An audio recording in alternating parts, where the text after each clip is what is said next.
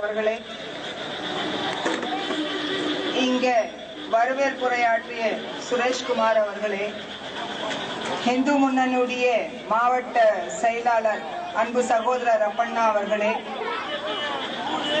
BJP மாவட்டத்துடைய துணைத் தலைவர் சிவா அவர்களே, ஊத்தங்கரை ஒன்றியத்துடைய ஒன்றிய தலைவர் அன்பு சகோதரர் ஜெயராமன் அவர்களே, இங்க நம்ம எல்லாரையுமே ஒற்றுமையாக பாரதிய ஜனதா பார்ட்டி என்றால் ஒற்றுமை, இந்து முன்னணி அதனுடைய சகோதர இயக்கம் எல்லாத்துடைய ஒரு அன்போட பண்போட இணைந்து கொண்டு மண்ணின் மைந்தன் காவிப்படை தளபதி எங்களுடைய அன்பு தலைவர் கே.எஸ். நரேந்திரன் அவர்களே, மற்றும் இந்த கூட்டத்திற்கு வந்திருக்கக்கூடிய அனைத்து சகோதரர்களே சகோதரிகளே, உங்க அனைவருக்கும் இந்த முனவரி பேகமுடைய வணக்கத்தை தெரிவித்துக் கொள்கிறேன். சகோதரர்களே, மிகவும் மகிழ்ச்சியாக இருக்கிறது. இன்றைக்கு இந்த 8ஆம் ஆண்டு விநாயகர் சதுர்த்தி திருவிழால என்னை கூப்பிட்டு பேச சொல்லியிருக்கிறார்கள். இதுல இருந்து உங்களுக்கு தெரியலையா, இந்து முன்னணியோ பாரதிய ஜனதா கட்சியோ எந்த விதமான பாகுபாடு இல்லாம வேறுபாடு இல்லாம இந்த நாட்டில் வாழ்ந்து கொண்டிருக்கிறோம். அதோட ஒரு சிறப்பான செய்தி என்னவென்றால், நேற்றைக்கு ரம்ஜான் பண்டிகை முடிஞ்சது. வரலாறு மிக்க இந்த ரம்ஜான் பண்டிகை விநாயக சதுர்த்திக்கு ஒரு ஒற்றுமை உண்டு. 432 வருஷங்களுக்கு அப்புறம்தான் விநாயக சதுர்த்தியும் ரம்ஜானும் ஒரே நாள்ல வந்திருக்கு. அன்பு சகோதரர்களே, இந்த ஹிந்து முஸ்லிம் கிறிஸ்டியன் இதெல்லாமே வந்துட்டு நம்மளுடைய பிரச்சனை அல்ல. பாரத நாட்டில் வாழக்கூடிய ஒவ்வொரு முஸ்லிமோ ஒவ்வொரு ஹிந்துவோ ஒவ்வொரு கிறிஸ்டியனோ சகோதரர்கள். அவங்களுடைய வழிபாடு வேறையாக இருக்கலாம். பாரத நாடா இருக்கும் போது இதுக்கு முன்னாடியே நாடு சுதந்திரம் பெற்றதுக்கு முன்னாடியே அல்லாமா இக்பால் மிக அழகாக பாடி இருக்கிறார். சாரே ஜஹான் சே அச்சா हिंदुस्तान हमारा, हिंदी है हम वतन है हिंदुस्तान हमारा. உலகத்திலே இருக்கக்கூடிய எல்லா நாட்டோட சிறப்பு மிக்க நாடு ஹிந்துஸ்தானம். நாங்க எல்லாம் ஹிந்திக்கள், அதனால இந்த நாடு ஹிந்துஸ்தான். நம்மளுக்குள்ளார எந்த பிரச்சனையும் இல்லைங்க. உண்மை சொல்ல போனா ஹிந்து முஸ்லிம் பாய் பாய் தான். முஸ்லிம் வீட்டுல ரம்ஜானுக்கு பிரியாணி கேட்கிற முதல் சகோதரர் ஹிந்து தான். தீபாவளிக்கும் பொங்கலுக்கு ஸ்வீட் கேட்கிற முதல் சகோதரர் முஸ்லிம் தான்.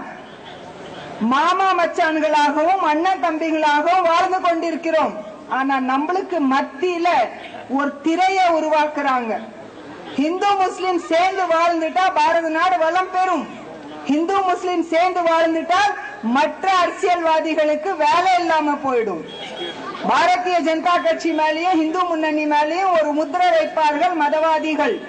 மதவாதிகள் நாங்கள் அல்ல, மத சார்பற்றவர்கள் சொல்லி அவங்கதான் மதவாதத்தை பரப்புறார்கள். நீங்க பார்த்திருப்பீர்கள், கடவுளே இல்லைன்னு சொல்கிறவர்கள். நான் பேர் சொல்ல விரும்பவில்லை, ஏன்னா எனக்கு சொல்லி இருக்கிறாங்க இந்து முன்னணி கூட்டம் நம்ம அரசியலை கலக்க வேண்டாம், அரசியலைய கலக்க நான் விரும்பல. கடவுளே இல்லைன்னு சொல்வார்கள், ஆனா முஸ்லிம்களுடைய கூட்டங்களிலேயோ இஃப்தார்லயோ தொப்பி போட்டுட்டு கஞ்சி குடிப்பார்கள். நாங்க தான் முஸ்லிம் மக்களுக்கு பாதுகாவலர்கள் என்று அஷூரன்ஸ் கொடுப்பார்கள். ஆனா முஸ்லிம் மக்களுக்காக எதுவும் செய்யறதுக்கு யாருக்குமே தைரியம் இல்லை. நான் கேட்கிறேன், ஒரு மசூதி இடிக்கப்பட்டாலோ ஒரு சர்ச் இடிக்கப்பட்டாலோ எல்லா கட்சிக்காரங்களும் வரிந்து கட்டி கொண்டு அந்த இடத்துல ஆஜர். ஆனா ஒரு ஹிந்து கோயில்ல பிரச்சனைன்னா யாரும் வர்றது இல்லையே. ஏன் டிஎம்கேல ஹிந்து இல்லையா, ஏடிஎம்கேல ஹிந்து இல்லையா, பிஎம்கேல ஹிந்து இல்லையா? எந்த கட்சியில ஐயா ஹிந்து முஸ்லிம் இல்லாம இருக்காங்க? முஸ்லிம் லீக்ல மட்டும்தான் முஸ்லிம்ஸ் மட்டும் இருக்கிறாங்கன்னு சொல்லலாம். ஆனா நாட்டுல இருக்கக்கூடிய எல்லா கட்சியில, காங்கிரஸ்ல கூட ஹிந்து இருக்கிறானே, எல்லா கட்சியில ஹிந்து இருப்பா. அந்த ஹிந்துக்காக குரல் கொடுக்கக்கூடிய ரெண்டே இயக்கம் வெளியில வரும், அது ஹிந்து முன்னணியும் பாரதிய ஜனதா கட்சியும் தான். தப்பு என்ன இருக்குன்ற, அவர்களுக்கு கஷ்டம் நேரும் போது அவங்களை பாதுகாக்கக்கூடிய ஒரு இயக்கம் முன்னின்னு அந்த கஷ்டத்தை எடுத்து சொன்னா அது உங்களுக்கு கஷ்டம். ஆனா அதே நேரத்தில் எல்லா ஹிந்துக்களும் இருக்கக்கூடிய கட்சியில ஹிந்துக்களுடைய ஓட்டு வாங்கிடுவார்கள், ஹிந்துக்களால ஆட்சிக்கு வருவார்கள், ஹிந்துக்களால இவங்களுக்கு பெருமை கிடைக்கும். ஆனா ஹிந்துக்களுக்காக போராட மாட்டார்கள். அதுக்கு போராடுறதுக்கு யாராவது வெளியில வந்தா அவன் பேர்ல மதவாதின்னு சொல்லிட்டு முத்திரை குத்தி விடுவார்கள். யோசிக்க வேண்டும் சகோதரர்களே. ஒரு முனவரி பேகம் இந்து முன்னணி கூட்டத்துல பேசுறதோ, ஒரு அப்பண்ணா அவர்கள் முஸ்லிம்களுடைய இஃப்தார்ல பேசுறதோ ரொம்ப சிறப்பு இல்ல. ஏன்னா இது என்னுடைய உரிமை. இந்த நாட்டுல நான் வாழ்றேன். நான் முஸ்லிம் ரெண்டாவது பட்சம் தான். முதல்ல நான் ஒரு இந்தியன், நான் ஒரு தமிழி. நான் தமிழிச்சியா இருக்கும் போது, நான் ஒரு இந்தியனா இருக்கும் போது இந்த விநாயகர் சதுர்த்தி திருவிழாக்கு நான் வர்றது தப்புன்னு சொல்லி நான் நம்பல. எனக்கு அது தப்பாவும் தெரியல. அப்படி இருக்கும் போது மற்ற எல்லா சகோதரர்களும் இன்னைக்கு எத்தனையோ விநாயகர் சதுர்த்தி விழால பாத்தீங்கன்னா சிறப்பு பூஜைக்கு ஏற்பாடு பண்ணி அதுக்கும் உண்டான அந்த பிரசாதத்துக்கு காசு கொடுக்கக்கூடியவர்கள் நிறைய முஸ்லிம்ஸ் இருக்காங்க. அதெல்லாம் தப்பா இல்ல. நம்மளை பிரிக்கிறது ரெண்டு பேர். ஒன்னு அரசியல்வாதி, ரெண்டாவது காவல்துறை. நாம பாட்டுக்கு அமைதியா இருப்போம். இந்து முன்னணிக்காரங்க, பிஜேபி காரங்க விநாயகர் ஊர்வலத்தை அமைதியா கொண்டு போவாங்க, பிரச்சனையே இருக்காது. அந்த இடத்துல காவல்துறை வந்து சொல்லும், கபர்தார், இந்த ஏரியால மசூதி வருது, இந்த வழியா நீ போகாது. போனா ஒன்னும் நடக்காது. முஸ்லிம் சகோதரன் கிட்ட கேட்டா, ஏன்பா உங்க மசூதி வழியா நாங்க போனோம், தாராளமா போய்க்கப்பா, ரோடு போட்டிருக்காங்க, உனக்கு எப்படி விநாயகரோ அந்த மாதிரி எனக்கு மசூதி, நீ தாராளமா போய்க்கணுமா. இது நாம முதல்ல புரிஞ்சுக்கணும். இந்த அரசியல்வாதிகளால நாம பாதிக்கப்படுறோன்றது நீங்க புரிஞ்சுக்கணும். இந்து முஸ்லிம் சேர்ந்து இருக்க கூடாதுன்றது நிறைய இயக்கம் இருக்கு. இந்து முஸ்லிம் சேர்ந்து இருக்கணும்ன்றது இந்து முன்னணியும் பிஜேபி மட்டும்தான்.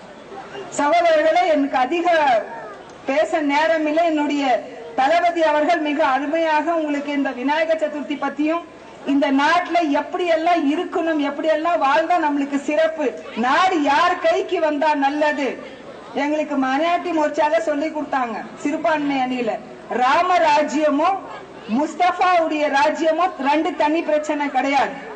அந்த காலத்துல கலீஃபா அவர்கள் ஆட்சி நடத்தினார்கள், அதுக்கு பேரு ராமராஜ்யம். ராமராஜ்யம் காட்ட என்னன்னு கேட்டா, ராம் ராஜ்யம். ராம் எப்பேற்பட்டவர்? ஒருவனுக்கு ஒருத்தி நாட்டு மக்களுக்காக கவலைப்பட்டார். தனக்கு சுகம் முக்கியம் இல்லை, நான் நாட்டை விட்டு காட்டுக்கு போனாலும் மக்களை பத்தி கவலைப்படுவேன்னு சொன்னார். பாத்தீங்களா? அதே மாதிரிதான் முகமது முஸ்தபா அவர்கள், ஹசரத் அலி அவர்கள், உமர் அவர்கள், உஸ்மான் அவர்கள் தனக்காக எதுவும் சேர்க்காமல் நாட்டு மக்களுக்காக செல்வத்தை வந்து எப்படி எல்லாம் செலவு பண்ணணும், எப்படி எல்லாம் கணக்கு வச்சுக்கணும், அன்னைக்கு வாழ்ந்து காட்டினாங்க. சோ முஸ்தபா ராஜ்யமோ ராமராஜ்யமோ ரெண்டு தனி இது கிடையாது. சேர்ந்து மக்கள் வாழக்கூடிய எப்படி எல்லாம் இந்த நாடு இருக்கணும்ன்றதுக்காக தான் அந்த ராமராஜ்யம் என்ற வார்த்தை. அல்லாஹு அக்பர் அப்படின்னு சொன்னா உடனே கொஞ்சம் பேர் கோபம் வரும். ஆனா அதுவே இங்கிலீஷ்ல சொன்னா கொஞ்சம் பேருக்கு புரியும். ஏன்னா நம்மளுக்கு இங்கிலீஷ்காரன் விட்டுட்டு போனா கூட அவனுடைய இங்கிலீஷ நாம விடல. இஸ்லாம் இஸ் லவ் அப்படின்னு சொன்னா ஒத்துக்கிறான், ஜீசஸ் இஸ் லவ் அப்படின்னா ஒத்துக்கிறான். உருதுல அல்லாஹு அக்பர் சொன்னா பாரத் மாதா கி ஜெயோ, வந்தே மாத்திரம் சொன்னா நம்ம ஒத்துக்கிறது இல்ல. வந்தே மாத்திரம்னா என்ன? ஐமா துஜே சலாம் அப்படின்னு ஹிந்தில சொன்னாலும் ஒத்துக்க மாட்டான். இங்கிலீஷ்ல சொல்லுங்க, மதருக்கு செல்யூட் பண்றான். ஆமா சரியா இருக்கும். அல்லாஹ் அக்பர் என்ன? காட் இஸ் பிக், கடவுள் பெரியவன், இவ்வளவுதான். ஆனா நம்ம அந்த இங்கிலீஷ்க்கு உள்ளார போய் அந்த அர்த்தத்தை புரிஞ்சுக்கினா பிரச்சனையே இல்லை. அல்லாஹ் அக்பரும் தப்பான வார்த்தை இல்ல, வந்த மாத்திரமும் தப்பான வார்த்தை கிடையாது. நம்ம மனசுக்குள்ளார, நம்ம கண்ணுக்குள்ளார அந்த மாதிரி ஒரு தப்பான மாயை உருவாக்கி வச்சிருக்கிறாங்க. சகோதரர்களே, புரிந்து கொள்ளுங்கள். நம்மளை பிரிக்கிறதுக்கு தனிப்பட்ட முறையில ரெண்டு பேர் சதி, அந்த சதியை நாம இடம் கொடுக்க முடியாம இந்த சிங்காரப்பேட்டை மாநகரத்தில் நாளைக்கு இந்த விநாயகர் சதுர்த்தியுடைய ஊர்வலம் மிகவும் அமைதியாக சந்தோஷத்தோட நடைபெறணும் என்று சொல்லி, அடுத்த வருஷம் 9வது வருஷம் விநாயகர் சதுர்த்தி திருவிழாக்கு முனவரி பேகமும் வருவேன் என்று சொல்லி நல்ல இந்த வாய்ப்பு கொடுத்த நல்ல உள்ளங்களுக்கு நன்றி கூறி விடைபெறுகிறேன். நன்றி, வணக்கம்.